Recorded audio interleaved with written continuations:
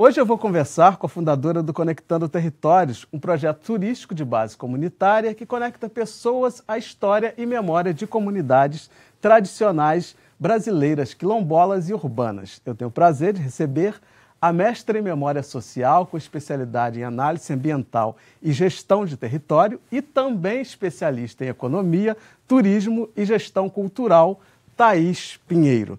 Thaís, muito obrigado por ter vindo. Prazer enorme de receber. Muito obrigada, prazer é meu. Agora me diz, de onde vem esse seu interesse pela cultura popular brasileira, pelas comunidades tradicionais? Acho que desde que eu me entendo por gente, né, eu sempre me interessei por outras culturas, né. Eu vim de uma família também que minhas avós vieram do Nordeste do Brasil, né.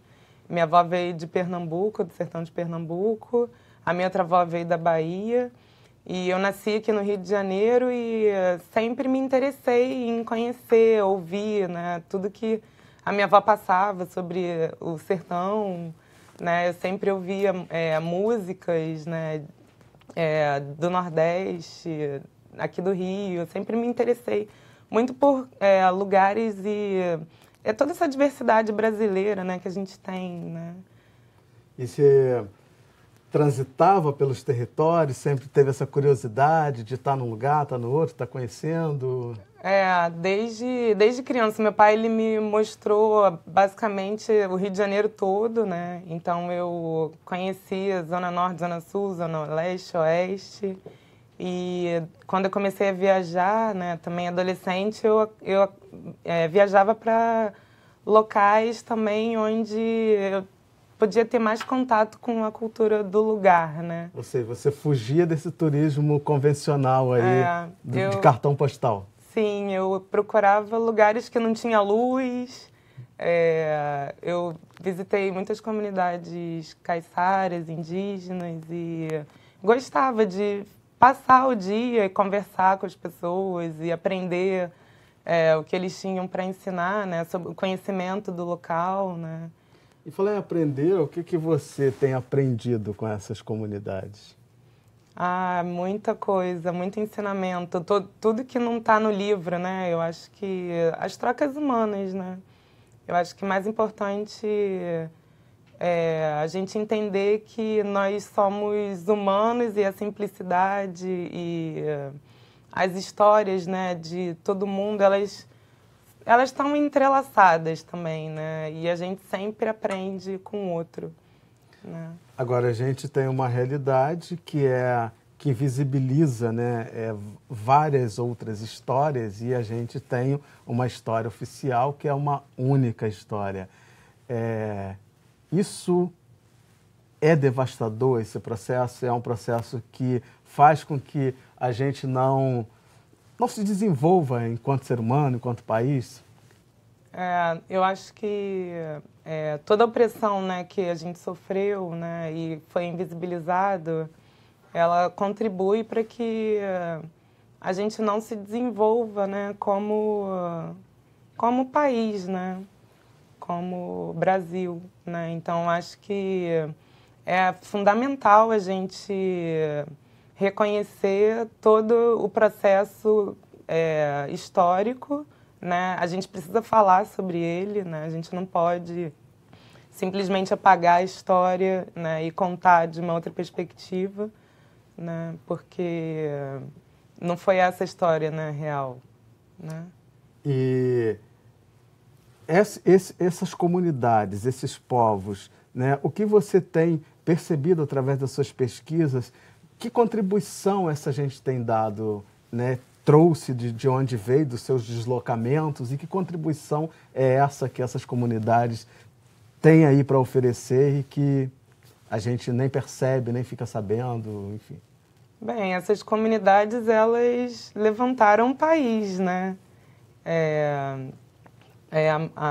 A mão de obra africana, ela construiu o Brasil, né.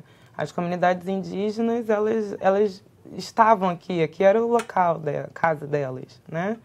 E elas foram exterminadas e continuam sendo, né. Então, acho que essa história que precisa ser contada, né? Mas de todos os saberes que estão envolvidos aí, todo o conhecimento que está envolvido e relacionado na nossa formação, né?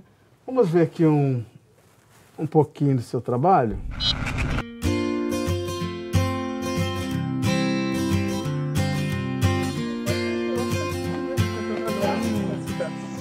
Então, bom dia, gente.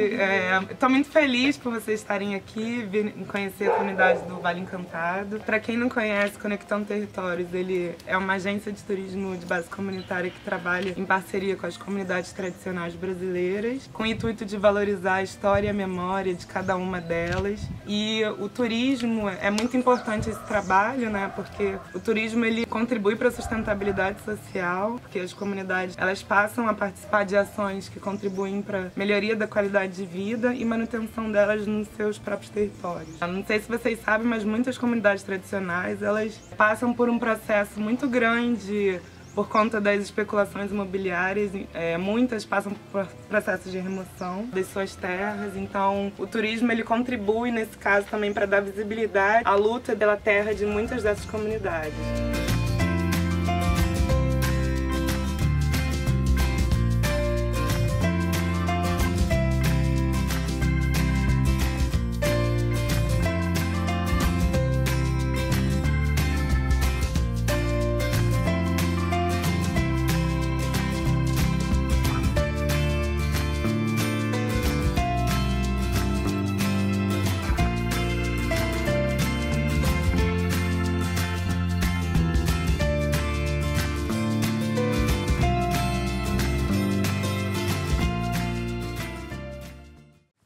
Fazer esse turismo sem fazer com que essas comunidades virem um zoológico humano?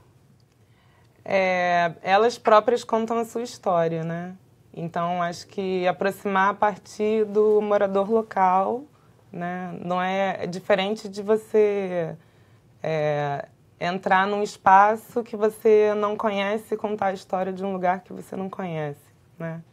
Então, acho que é um movimento contrário, né? É um movimento de conectar, né, duas situações diferentes, né? Conectar a pessoa com a história daquele local, com a memória, com tudo que está envolvido ali. Na prática, como que isso acontece? Você apresenta a comunidade para os visitantes e como há essa interação na prática? O que acontece? Eu acho que o que eu tento trazer sempre é o diálogo, né? E juntando isso com a história de cada um desses territórios, né? Por exemplo, essa comunidade, ela fica aqui no alto da Floresta da Tijuca, né? Apresentar os diferentes territórios que existem nas cidades, né? Dentro da cidade do Rio de Janeiro, a gente não tem contato com a história desses locais que estão muito próximos da gente, né? Mas ainda estão isolados, ainda são invisibilizados, né? Eu acho que apresentar também a história de cada um desses lugares, né? A partir das visitas, né? Então, a gente faz sempre uma conversa com o morador. O morador apresenta a sua comunidade, né? E aí tem situações que eles ensinam a fazer alguma coisa que eles têm para ensinar, né? Como, por exemplo, um artesanato, uma comida? Sim, um artesanato, uma comida, ou então sobre ervas medicinais, né? Cada local é único, né? Então, cada comunidade tem sua especificidade.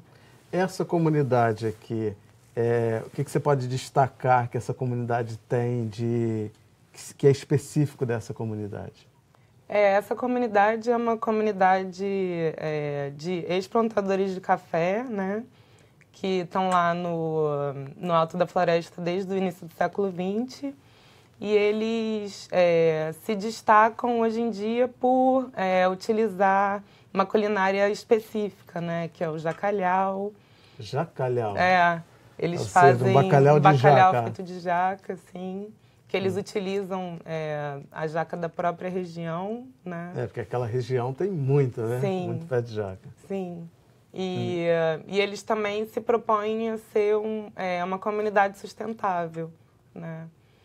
Então, nessa comunidade a gente faz... o morador, ele apresenta, né, fazendo a trilha, né?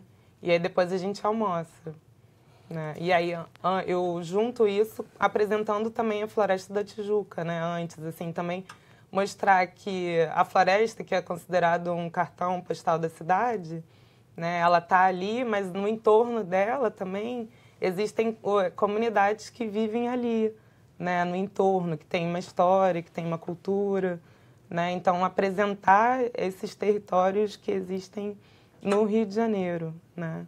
Agora, é tão surpreendente isso que eu moro tão perto e nunca tinha ouvido falar dessa comunidade.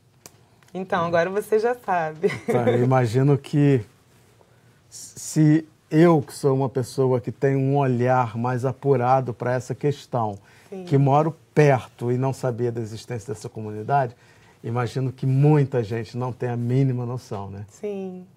Você percebe isso no seu trabalho? Que muita gente não sabe, não conhece. Sim. E é justamente essa proposta que eu trago, né? Apresentar esses territórios invisíveis, né? Mas que são completamente pertencentes à nossa sociedade, né? À nossa cidade, à nossa história, né? Porque são muitas histórias invisibilizadas, né? Por justamente ter esse foco na história única, né? E é isso, o Brasil, ele é plural, né? E essa que é a grande riqueza, né? A gente tem muito para ensinar para o mundo, né? A gente só precisa se conhecer. A gente precisa ser o que a gente é e parar de querer ser o outro, né? Sim, principalmente. Acho que o Brasil, acho que quer muito ser Europa, né? Ser Europa, Estados Unidos, né?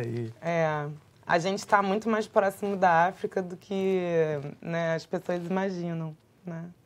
E parece que a gente não quer nem saber que a África exista, né? Mas ela está aqui. Está aqui e estamos resistindo, né? Pois é, gente, eu vou ter que fazer um pequeno intervalo, mas já já eu estou de volta. Fique com a gente.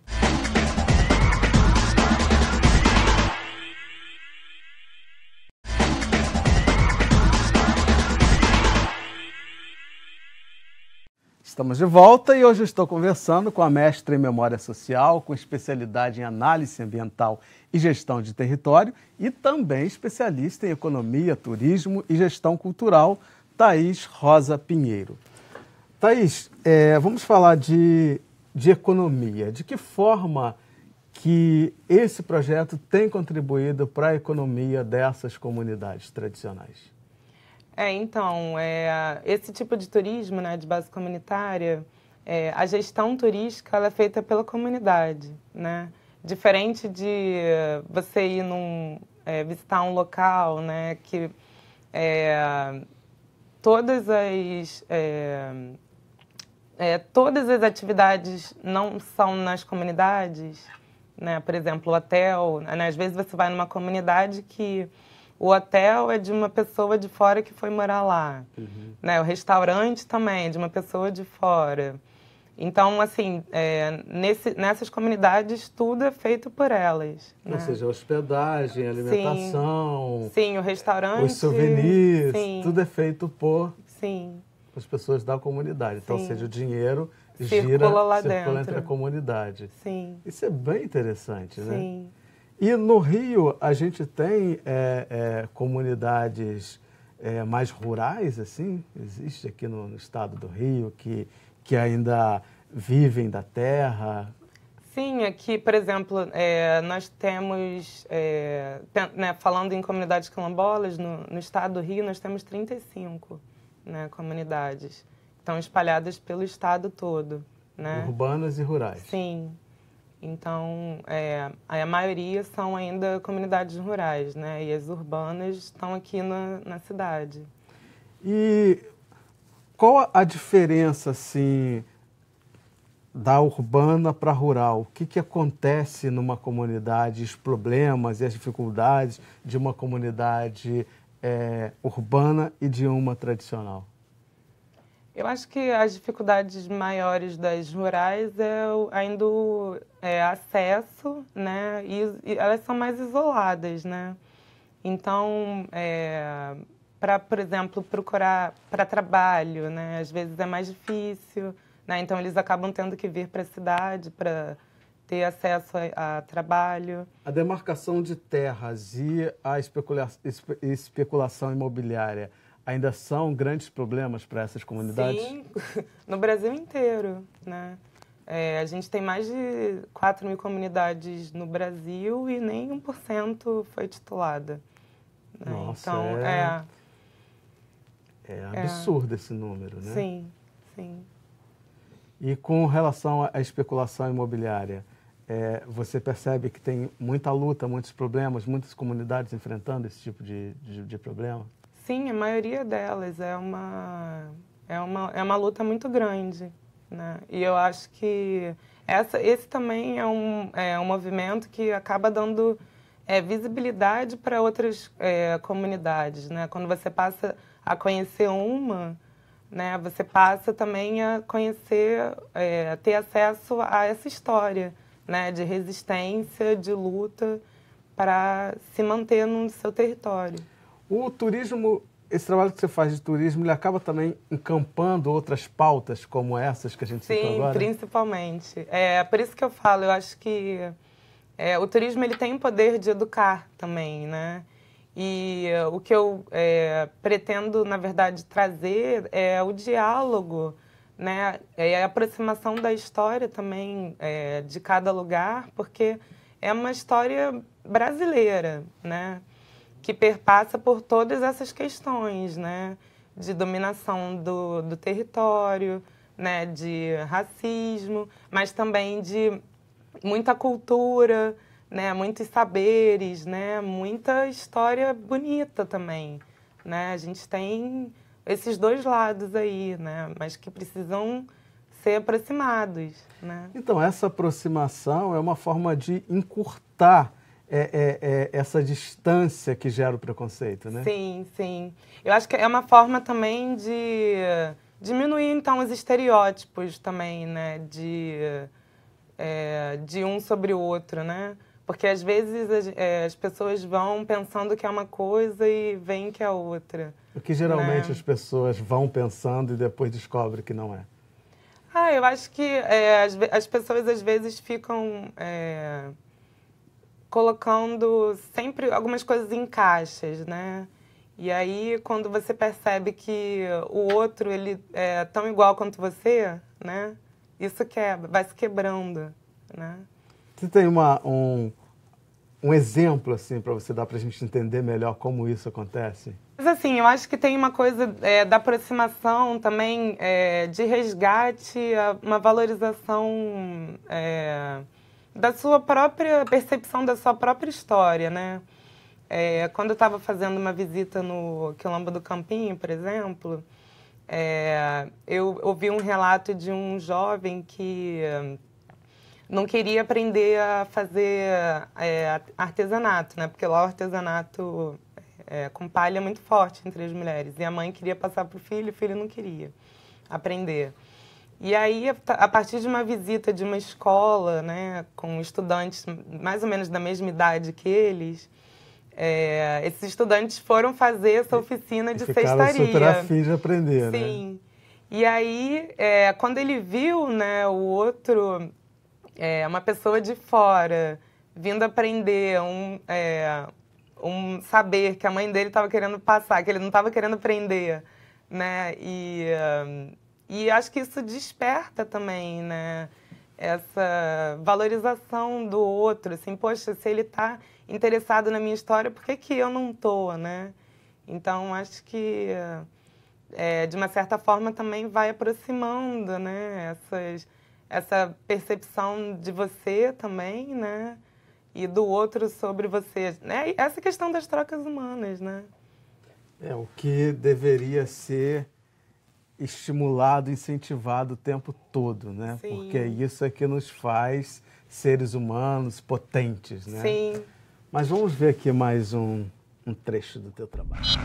Deslocamento do corpo, alma e território ele tem como proposta trazer histórias e trajetórias de pessoas que se deslocam, né? Na verdade, entender como é que o corpo ele se desloca por diversos territórios.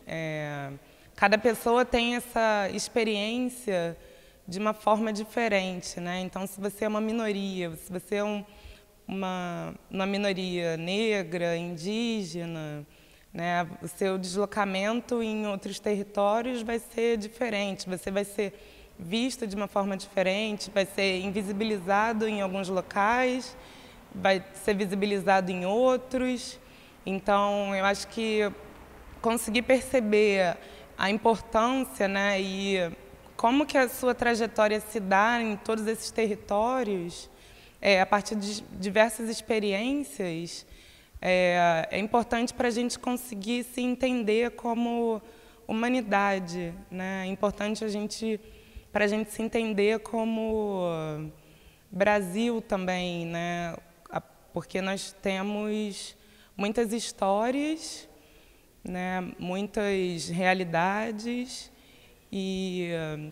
só que as minorias ainda estão em situações com poucos direitos, né? Então, esse deslocamento também ele se dá pela falta também dos direitos, né? Que acontecem em diversos corpos, a partir da violência, a partir da dor, a partir do racismo. Então, eu acho que a importância disso é a gente começar a colocar essas histórias para fora e começar a entender o deslocamento de cada corpo, né? Porque todos precisam ter os mesmos direitos de se deslocar por todos os territórios. Thaís, o que a gente precisa aprender com esses deslocamentos? O homem, ele sempre se deslocou, né? Eu acho que a questão aí são as múltiplas identidades que se formam, né, a partir dessas fronteiras, né? Então, o que eu quis trazer nesse evento, né, do deslocamento do corpo, alma e território, é começar um diálogo, né, entre diferentes pessoas, né, que se deslocam, né, e que acabam passando pelas mesmas situações, né, conforme a identidade delas e a partir do momento que elas vão se deslocando, né, pelos lugares. Durante o mestrado eu pesquisei sobre fronteiras étnicas, né, e aí eu percebi que as identidades, tanto individual quanto coletiva, ela vai mudando a partir das trocas, né? Então, nesse evento eu chamei 3 mulheres, né?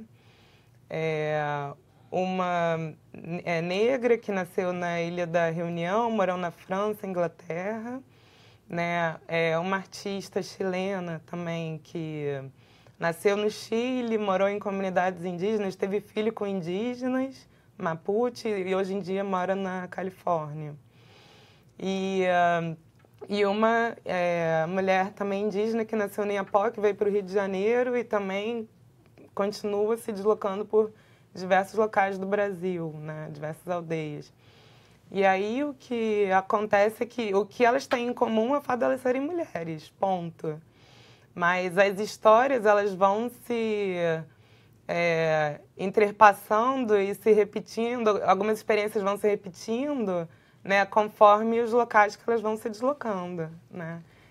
Então, experiências de discriminação, né, de ser visibilizado em um lugar, invisibilizado em outro, né? Vai sempre dependendo do seu deslocamento no mundo, né? Eu tenho uma história de uma pessoa que eu conheço. Essa pessoa vive no Brasil, é branca, de classe média alta, né? E aí quando eu falava dessa coisa de jovens negros e pessoas negras serem perseguidas dentro de estabelecimentos, né, como suspeitas de quem vai roubar, e essa pessoa meio que não entendia muito bem isso. Uhum. E aí essa pessoa viveu isso na Itália. ela com a sua família, sendo seguida por um segurança numa loja na Itália. Ou seja, esse deslocamento trouxe a ela essa oportunidade de vivenciar, né? Porque aqui ela está numa condição, né? E lá ela já está numa outra condição, exatamente disso que você estava falando aí, né? Sim. Por exemplo, a artista, ela é branca, né? Mas ela mora nos Estados Unidos. Nos Estados Unidos, a identidade dela é uma branca, mas ela é latina. Ela fala espanhol. Então, seja, a forma como ela é vista, né, pela sociedade americana é outra, né?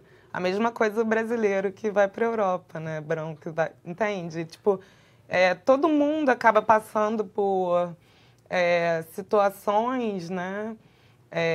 Parecidas conforme a sua identidade vai flutuando entre os territórios. Isso pode nos ensinar muito e fazer com que a gente cresça, né, enquanto seres humanos. Sim. Vou a sua mão aqui. Muitíssimo obrigado pela oportunidade de conversar com você e obrigado por estar construindo essas pontes que são extremamente importantes para o nosso crescimento, para o nosso entendimento enquanto seres humanos e que nos une é a nossa humanidade e é isso que importa. Muito obrigado. Sim, eu que agradeço o convite. Muito obrigada. O trabalho de vocês é muito importante para tudo isso acontecer também. Muito obrigado. Obrigada.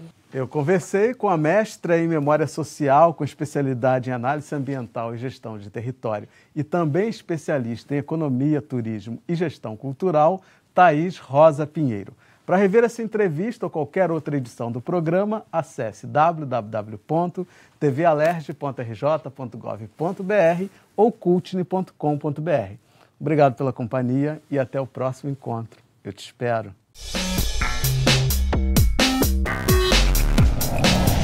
Ocupando todos os patamares de um país criado por nós, edificado com o nosso sacrifício. Essa é a nossa resposta aos racistas. São raros os vídeos de Abdias em plena forma, e era isso mesmo.